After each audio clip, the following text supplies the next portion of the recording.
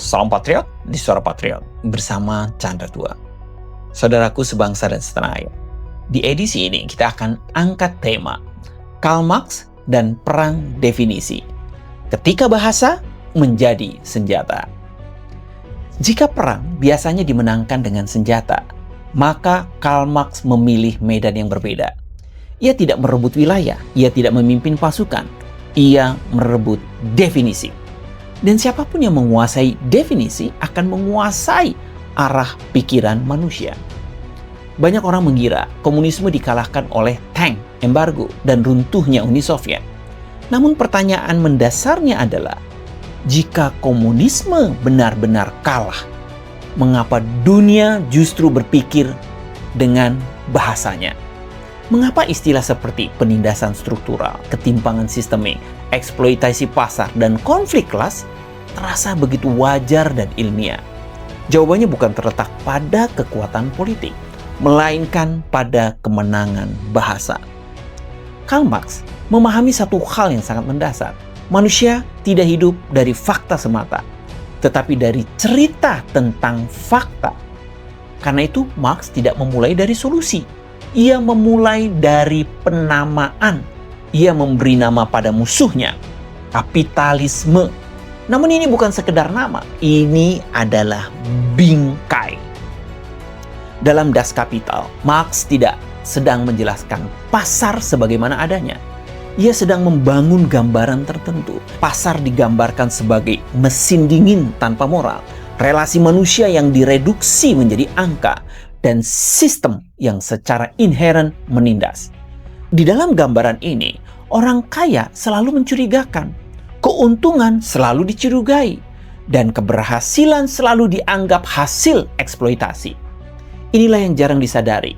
Kapitalisme versi publik hari ini adalah kapitalisme versi Marx. Begitu definisi itu diterima, perang sesungguhnya sudah dimenangkan oleh Marx. Karena apapun yang terjadi setelahnya, manusia akan membaca realitas melalui lensa itu. Jika ada kemiskinan, sistemnya jahat. Jika ada kesenjangan, pasti ada penindasan. Jika ada kegagalan, pasti struktur yang salah. Dan jika masalahnya selalu sistem, maka solusi pun selalu sama. Negara harus turun tangan. Inilah kekuatan perang definisi. Marx tidak perlu memaksa orang menjadi komunis. Ia cukup membuat dunia percaya pada ceritanya tentang dunia. Setelah itu, manusia akan menuntut intervensi, menyerahkan tanggung jawab, dan menerima kontrol atas nama keadilan. Perhatikan satu hal yang penting. Ketika seseorang berkata, "Aku bukan komunis, tapi aku tidak suka Marx, tapi..." lalu melanjutkan dengan menyalahkan sistem, membenci pasar, dan menuntut negara sebagai penyelamat. Sebenarnya ia sedang hidup di dunia Karl Marx tanpa pernah mengakuinya. Inilah kemenangan paling senyap dari Marx. Perang definisi ini juga menjelaskan mengapa banyak orang merasa bingung. Di satu sisi mereka ingin kebebasan, di sisi lain mereka ingin negara menyelesaikan segalanya. Mereka membenci kontrol, namun menyerahkan keputusan hidup pada sistem. Kontradiksi ini bukan kebetulan. Ini adalah hasil definisi yang rusak sejak awal. Karl Marx memahami bahwa jika manusia kehilangan makna, kehilangan Tuhan, dan kehilangan tanggung jawab pribadi, maka mereka akan mencari kepastian di luar dirinya.